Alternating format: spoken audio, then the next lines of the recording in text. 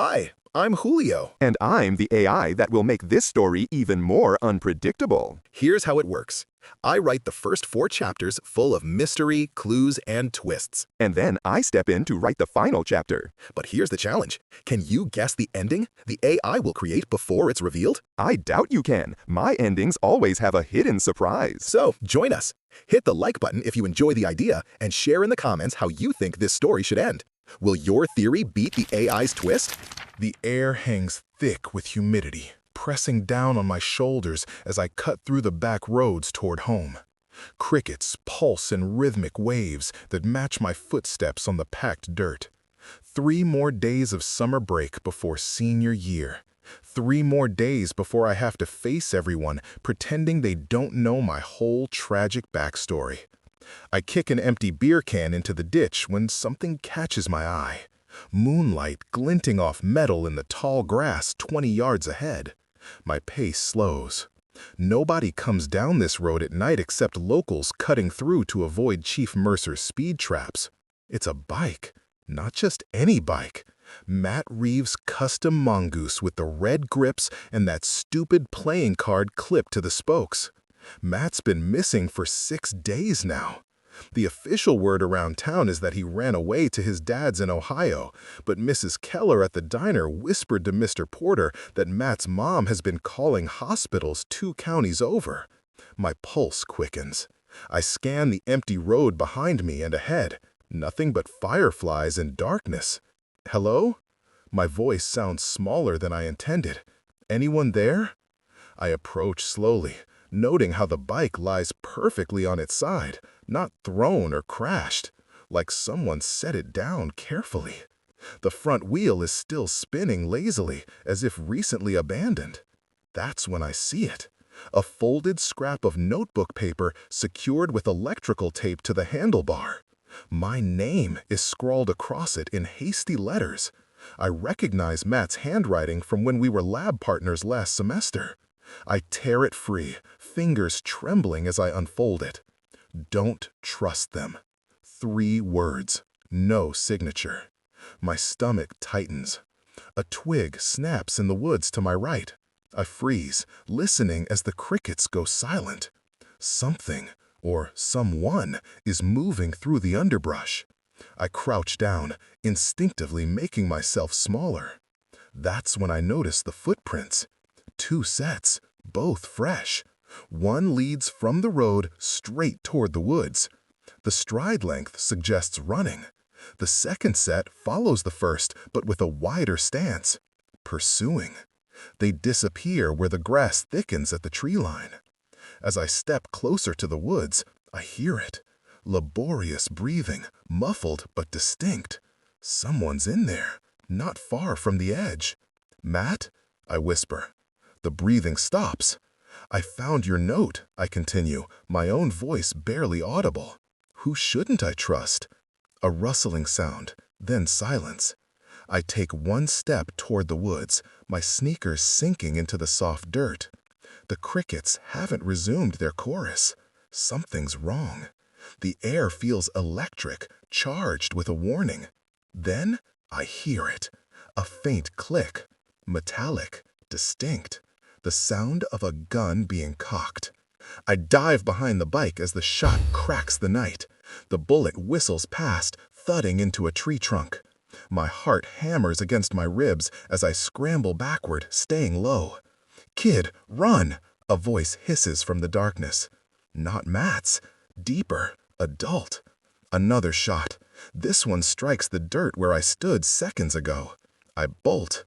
My feet pound the packed earth as I sprint away from the woods, away from Matt's abandoned bike, away from whoever is hunting in the shadows.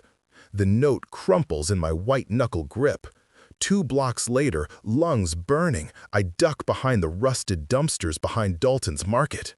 Sweat sticks my t-shirt to my back as I struggle to process what just happened. Someone shot at me. Because of a bike? Because of a note? Don't trust them. Who is them? The shooter? The police who claim Matt just ran away? The foster system that's bounced me between 6 forever families in 11 years? I flattened the crumpled paper against my knee. There's something I missed. Faint indentations on the back. Matt pressed hard when writing on the page above it. I angle it under the distant glow of a street lamp. An address. 1437 Sawmill Road. The old Cooper place. Abandoned since old man Cooper died 3 years back. Kids claim it's haunted, but it's just a decaying farmhouse on the edge of town where seniors sometimes party. I check my watch. 11:28 p.m. My current foster mother, Mrs. Lentz, will be passed out on prescription pills by now. She won't notice I'm gone. 20 minutes later, I approach the Cooper place from the field behind it, staying low in the tall grass. No lights visible, but that doesn't mean nobody's inside. The back door hangs open on broken hinges. I pause, listening. Nothing but the distant hoot of an owl. I slip inside. The smell hits me first, mildew and something chemical that burns my nostrils. My eyes adjust to the darkness. The kitchen is empty except for beer cans and cigarette butts littering the floor. A scratching sound from upstairs freezes me mid-step. Not rats, too deliberate. Someone's up there. The stairs creak no matter how carefully I place my feet. At the top landing, a thin line of light spills from beneath a closed door. Matt? I whisper, inching closer. The light extinguishes instantly. Who's there? A girl's voice, trembling with fear. I know that voice. Ellie? The door cracks open. Ellie Simmons peers out, her face pale in the beam of her flashlight. Matt's girlfriend, the principal's daughter. How did you find this place? She demands, eyes darting past me to check the hallway. Matt left a note. Someone shot at me when I found his bike. Her fingers tighten around the flashlight. Get in here, now. The room is barely furnished, just a mattress on the floor covered with blankets, a backpack, and stacks of papers spread across a makeshift table of milk crates. Is Matt here? I ask. She shakes her head. He was, 3 nights ago. Then he left to get more evidence and never came back. Evidence of what? Ellie reaches into her pocket and produces a small key. This opens a storage unit at the school. Matt found financial records.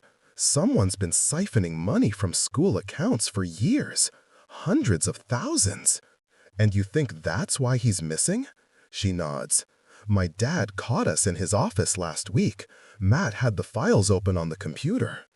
Dad said he'd handle it, talk to the board. But then, her voice breaks. The next day, Dad tells everyone Matt ran away. He took my phone, told me I couldn't see friends until school starts. So you ran away too? I'm hiding. There's more to this than just money.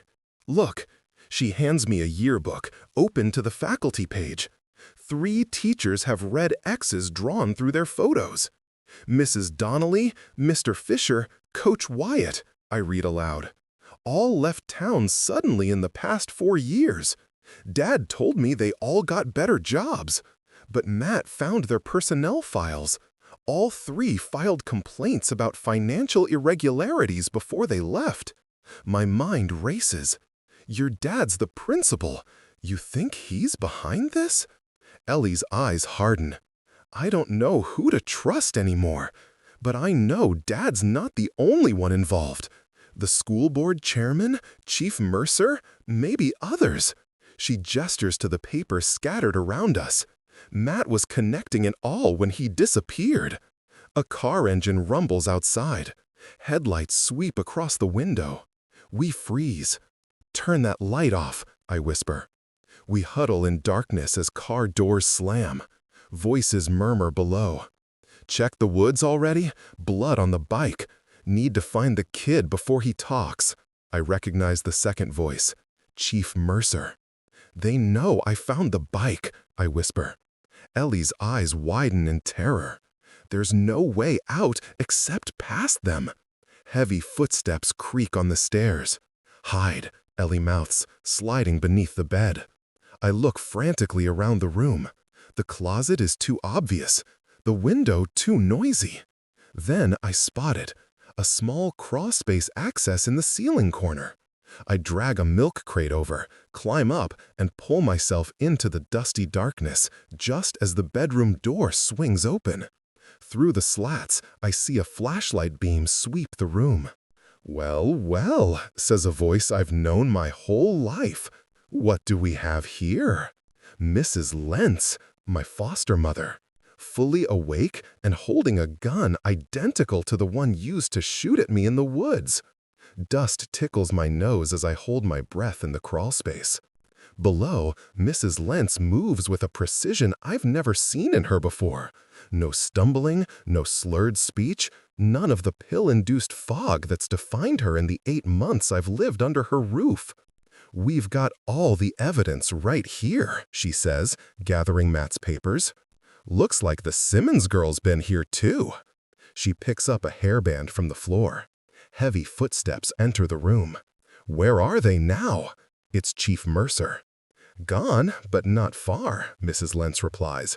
"That foster kid of mine is smarter than he looks. Quiet, watches everything. Perfect placement, really." My mind reels. Placement? Like I was put in her home deliberately? A flash of memory.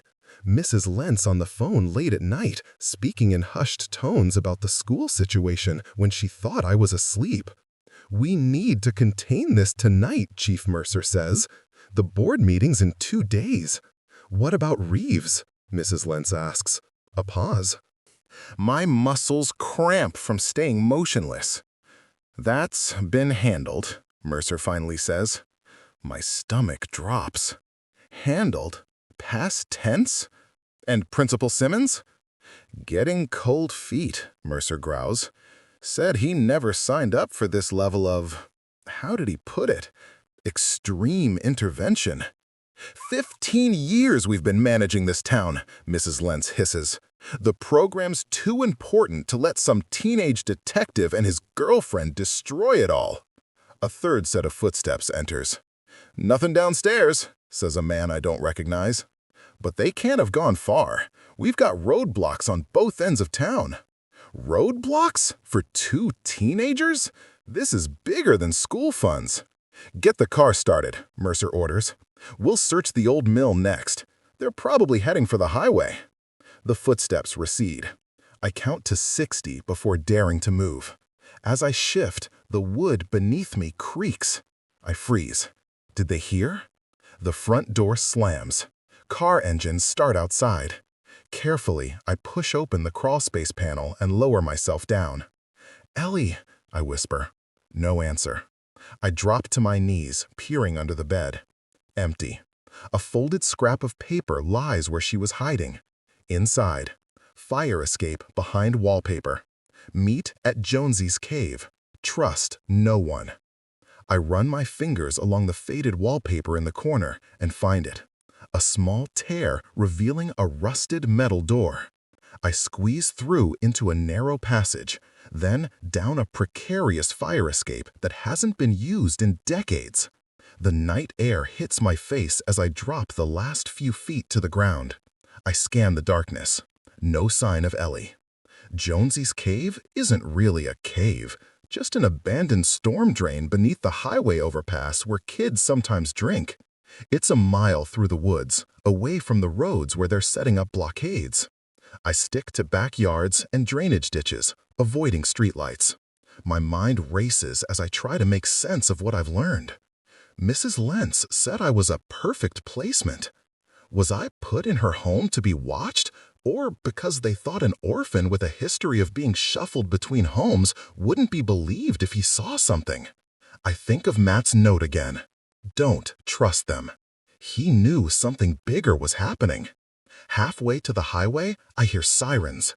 Red and blue lights flash in the distance. They're not even pretending this is a normal missing persons case anymore. I duck behind the Lutheran church as a patrol car cruises past, its spotlight sweeping across the cemetery. As it passes, I notice something. A fresh mound of dirt behind the groundskeeper's shed. The hairs on my neck stand up. Too small for a grave, but definitely recent. I should keep moving, but something pulls me toward it. Kneeling, I dig with my hands. 6 inches down, my fingers brush against plastic. A garbage bag wrapped tight with duct tape. I tear it open. Matt's backpack. Inside, his wallet, phone with the battery removed, and a USB drive labeled backup in his handwriting. But what makes my blood freeze is the school ID card, splattered with dried blood. A twig snaps behind me. I whirl around to face Principal Simmons, his face half illuminated by moonlight, holding a shovel. "You shouldn't be here," he says quietly. I back away slowly, clutching the backpack. "Where's Matt? Where's Ellie?" "Ellie's safe," he says, stepping closer. "For now. But none of us will be if you don't give me that drive. They said you were getting cold feet." He flinches. "You heard that? At the Cooper place?" His knuckles whiten around the shovel handle. "You don't understand what's happening here. I understand you're stealing school money. I understand Matt's missing and probably hurt. I understand my foster mother's involved somehow." "This goes beyond the school," Simmons says. "Beyond this town, even. The financial records are just the surface." In the distance, another siren wails. "Give me the drive," Simmons repeats. "I can help you get out of town, find somewhere safe." Like those teachers who filed complaints? Did they find somewhere safe? His expression darkens. "You think they left willingly?" Mrs. Donnelly had taught here for 22 years. Her family plot is in that cemetery. He gestures behind me. "They're good people who asked questions about missing funds, about programs that don't exist, about special student assessments conducted after hours." A cold realization washes over me. Like the aptitude tests they make foster kids take? Simmons nods slowly. The program started small, extra funding for gifted students. Then it changed. Outside interests, military applications. "What are you saying?" He steps closer, voice dropping to a whisper. "They've been testing chemicals on students for years. Cognitive enhancers, behavior modifications. The perfect subjects are those nobody would miss. Foster kids, kids with troubled homes, kids like me." "Matt figured it out," Simmons continues. "Found documents linking 15 years of unexplained illnesses to testing dates. Then he disappeared. And Ellie?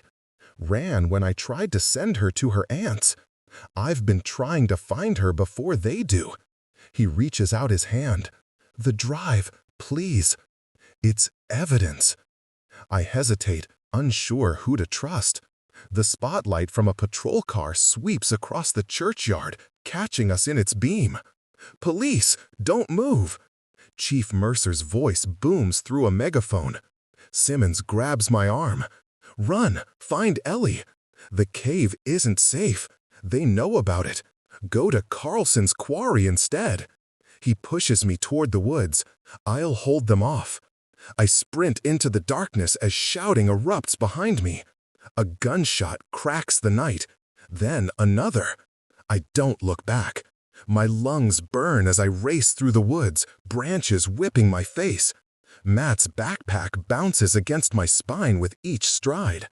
Behind me, flashlight beams dance between trees as voices call out search coordinates. I've never been to Carlson's quarry at night. The abandoned limestone pit sits 3 miles outside town, surrounded by chain-link fence with no trespassing signs every 20 feet.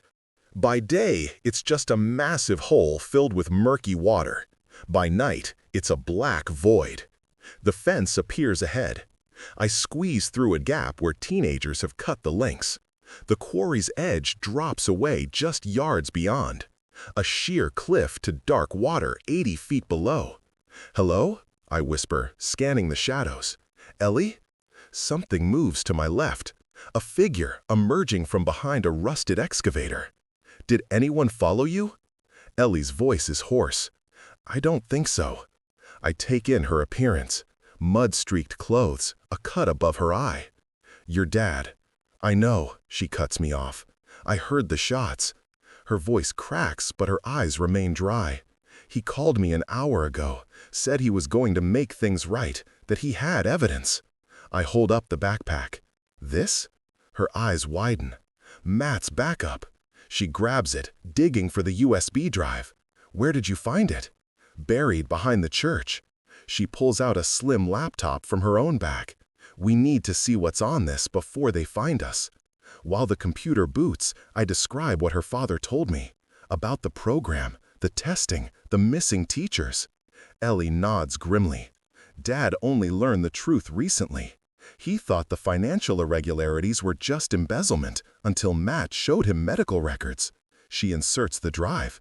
Matt found patterns. Foster kids and troubled students reporting to the nurse for vitamin supplements, then getting sick weeks later. Some disappeared completely. Files populate the screen. Spreadsheets, scanned documents, photos. Look, she points at a folder labeled Subjects. Inside are student files dating back 15 years. My name is on one. I feel suddenly lightheaded. I was in a study? Ellie clicks on my file. 3 years ago, behavioral modification trial. She scrolls through charts I don't understand. When you first came to town, your third foster home. Memories flash. Daily visits to the nurse's office for iron deficiency. Pills that made me feel foggy. 2 weeks in the hospital with what doctors called acute stress reaction. They were watching for side effects, Ellie explains. Testing tolerance levels. For what? She opens another file, a chemical compound diagram labeled DCT-117. Dad called it a compliance drug. Makes subjects more receptive to suggestion. Developed for military interrogation, but they needed civilian testing data. The pieces click together.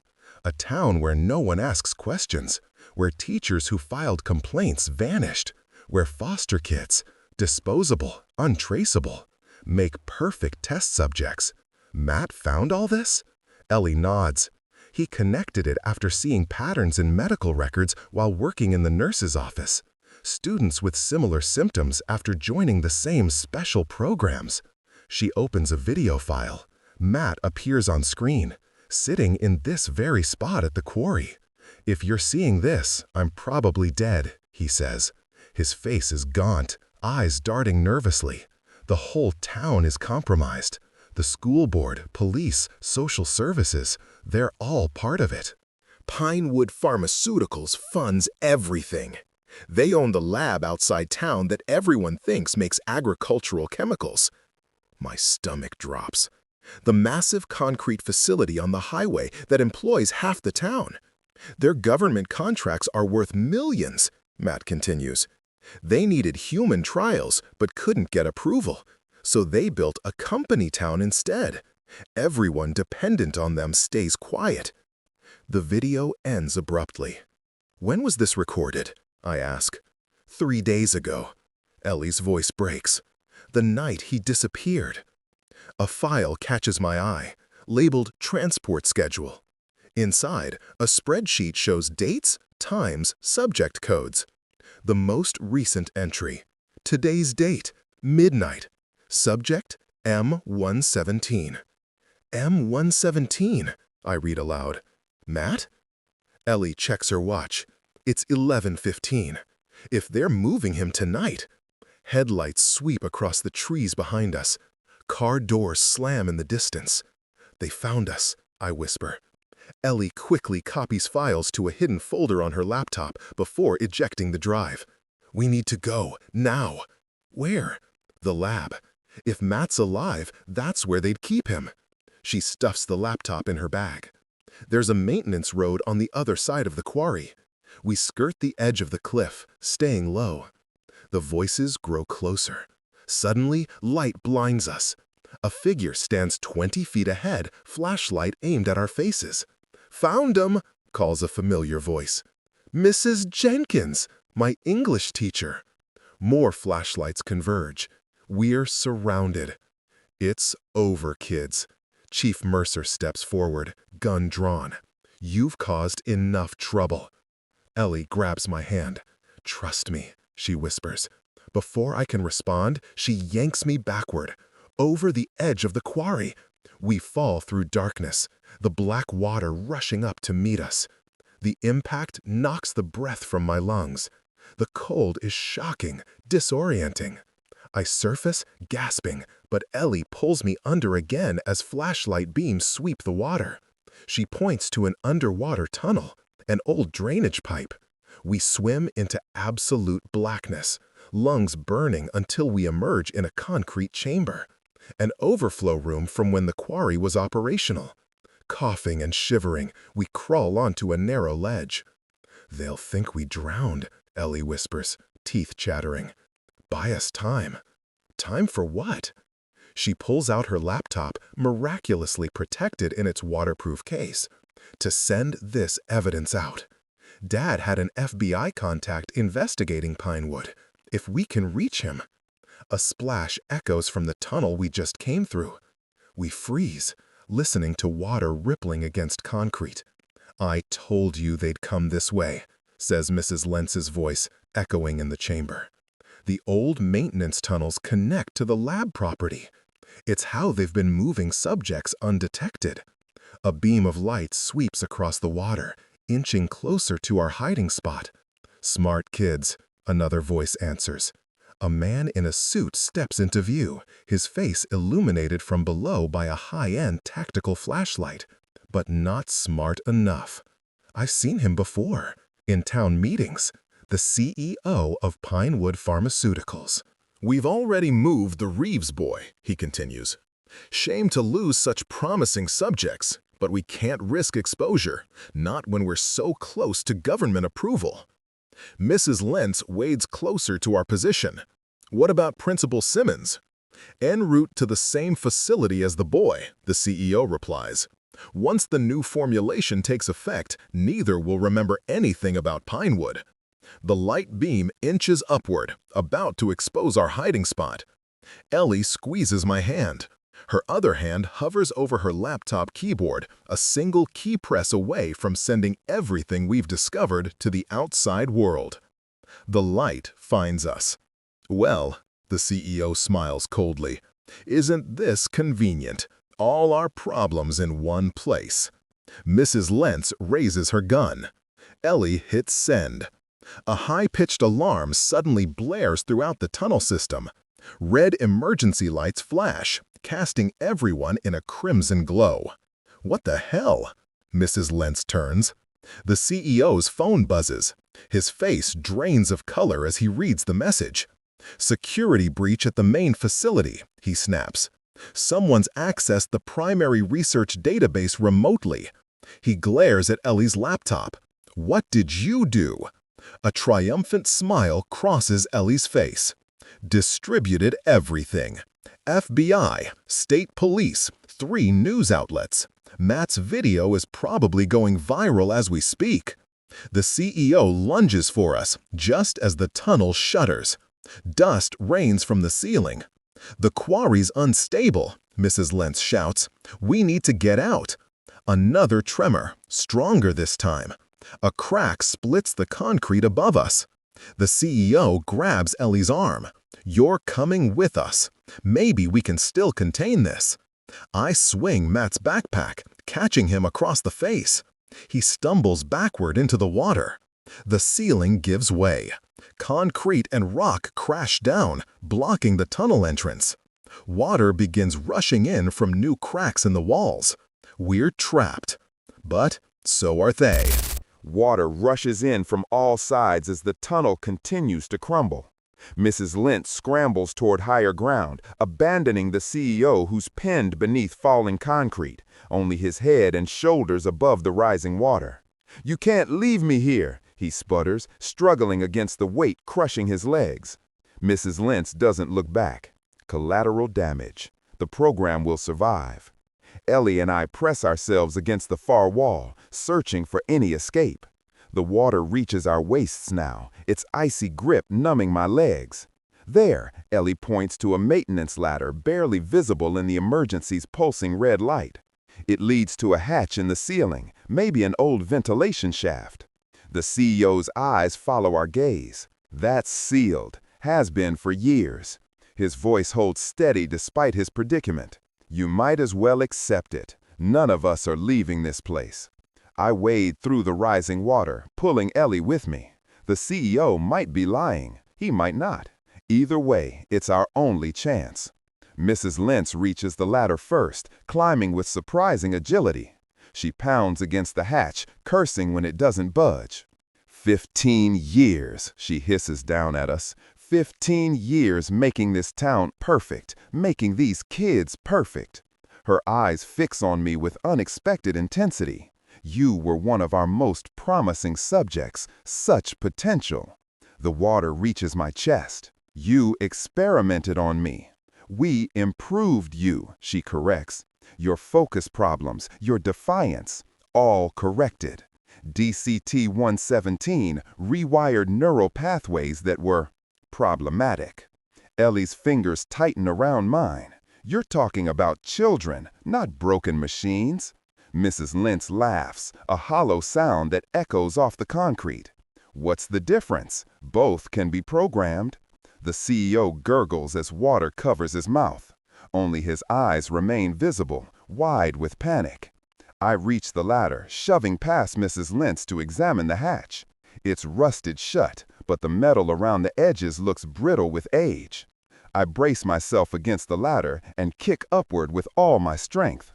Nothing. Another kick. The metal groans. It's reinforced steel, Mrs. Lentz says, military grade, like everything Pinewood built. The water rises faster. We have minutes, maybe less. Ellie pulls something from her bag, a small metal tool that I recognize from chemistry lab, a striker for Bunsen burners. What are you doing? I ask as she climbs past me. The seal might be weak along the edges, if I can create enough spark. She strikes the metal repeatedly against the hatch's edge, where moisture has corroded the joint. That won't, Mrs. Lentz begins, but stops abruptly. Her eyes widen at something behind us. I turn to see figures moving through the water. Not people, but strange mechanical devices with lights blinking on their surfaces. Drones, underwater drones. They're already here, Mrs. Lentz whispers. Cleanup protocol. One of the drones surfaces beside the CEO, whose struggles have become feeble. A mechanical arm extends, injecting something into his neck. His body goes slack instantly. The water reaches my shoulders now. I kick harder against the hatch, desperation fueling each blow. The drones move closer, their mechanical arms extending. Suddenly, the hatch gives way, not from my kicks, but from above. It swings upward, revealing a face I never expected to see again. Matt Reeves extends his hand down. Come on, hurry. I boost Ellie up first. She disappears through the opening with Matt's help. The water touches my chin now. The drones are 3 feet away, closing in. Mrs. Lentz grabs my ankle. You're still one of us, she hisses. The treatments never fully wear off. You'll always be Pinewood's creation. I kick free of her grip and scramble up the final rungs. Matt and Ellie pull me through the hatch onto solid ground, just as the drones reach my position. I slam the hatch shut on Mrs. Lentz's scream. We're in some kind of maintenance tunnel, dimly lit by emergency lights. Matt looks terrible, gaunt, bruised, with dried blood caking his hairline, but very much alive. How did you? I begin. No time, he cuts me off, leading us down the corridor at a run. This whole section is scheduled for purging. We have 4 minutes before they flood it with chlorine gas. Ellie embraces him briefly as we run. We thought you were already at the facility. I was, he pants, but your broadcast triggered emergency protocols. All non-essential personnel evacuated. Security systems went offline for 7 minutes during transfer to backup power. A grim smile crosses his face. long enough for me to get out. The tunnel branches. Matt takes the right fork without hesitation. This leads to the loading docks, less security than the main exits. My dad? Ellie asks. Matt's pace falters. He was in the lab with me, different section. I couldn't reach him before the lockdown. We round a corner and face a heavy metal door with a keypad. Stand back, Matt says, pulling something from his pocket. A key card with the Pinewood logo. Swiped it from a lab tech. The door slides open. Beyond lies a massive warehouse space filled with shipping containers. At the far end, loading bay doors stand open to the night. Freedom. We're halfway across the warehouse floor when klaxons blare. Red lights flash as metal shutters begin descending over the loading bay doors. Run, Matt shouts. We sprint toward the narrowing gap. Matt and Ellie dive through first. I slide under the final shutter just as it touches the ground, scraping my back on the metal.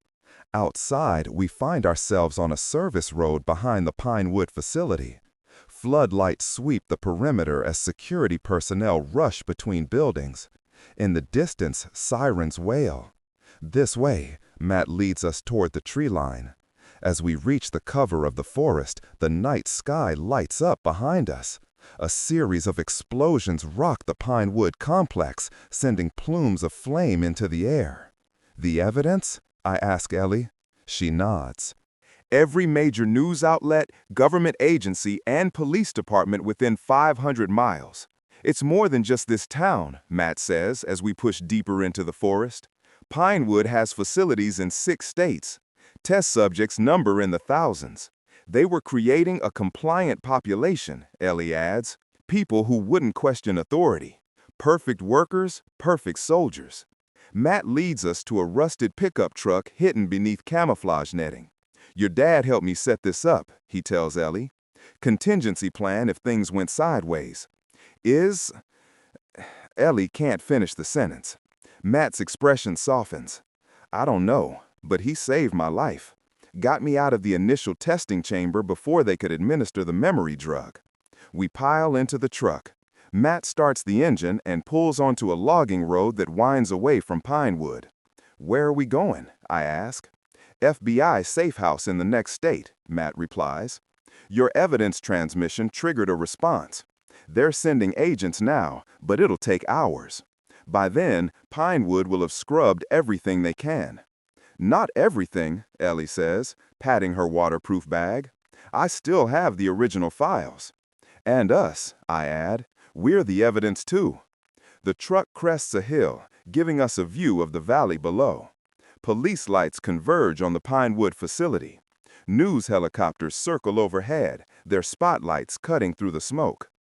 It's really over? I ask, not quite believing. The local operation, yes, Matt says grimly. But Pinewood has government contracts, military backing. This is just the beginning. As we drive, my thoughts turn to what Mrs. Lent said in the tunnel. You'll always be Pinewood's creation. What did that mean? What did they do to me that can't be undone? I was one of their test subjects, I tell Matt, 3 years ago. He glances at me in the rearview mirror. I know. That's how I found you. I was cross-referencing student medical records when I noticed patterns. Foster kids with mysterious illnesses following identical treatment protocols. Will I be okay? Matt's hands tighten on the steering wheel. The early formulations were crude, designed to increase suggestibility, decrease resistance to authority. The effects diminish over time, but the neural pathways have been altered, Ellie finishes. That's what the research showed. It's not permanent, but it's not completely reversible either. I feel suddenly cold despite the warm night air. So part of me will always be what they made. Nat's eyes meet mine in the mirror. We're all shaped by our experiences. The difference is, now you know. That knowledge is power. The road stretches ahead, leading away from the only home I've known for the past 3 years. Behind us, the sky glows orange from the Pinewood fires. There will be others, Ellie says softly. Other towns, other companies. And we'll find them, Matt replies, all of them. As we drive through the darkness, I think about the other kids like me. The ones still in foster homes across town, unaware of what was done to them. The ones in other Pinewood towns. How many lives have been altered by chemicals designed to create compliance? My phone buzzes, a news alert. I open it to see live helicopter footage of the Pinewood facility.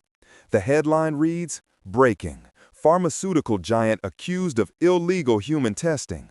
A smaller headline scrolls beneath. "Principal, local teen rescued from research facility." "Your dad," I tell Ellie, showing her the screen. "He's alive." Tears stream down her face as she reads. "They found him in the evacuation." Matt exhales sharply. That's something, at least. The truck passes the county line. A sign flashes by. "You are now leaving Millbrook. Come back soon." I won't be back. None of us will. But the truth will spread from this small town like ripples in still water, touching shores we can't yet imagine. Ahead, dawn breaks over unfamiliar hills. I don't know what waits for us beyond this night. I don't know if the changes made to my mind will ever truly fade. But for the first time since finding Matt's bike on that dirt road, I'm not running from something. I'm running towards something else. The truth, justice, a life that's fully my own. The road stretches before us, and I watch the sun rise over a world that's different than it was yesterday. A world where secrets don't stay buried forever. Where even the most carefully constructed systems can be brought down by those they sought to control. Where kids like us can rewrite the ending.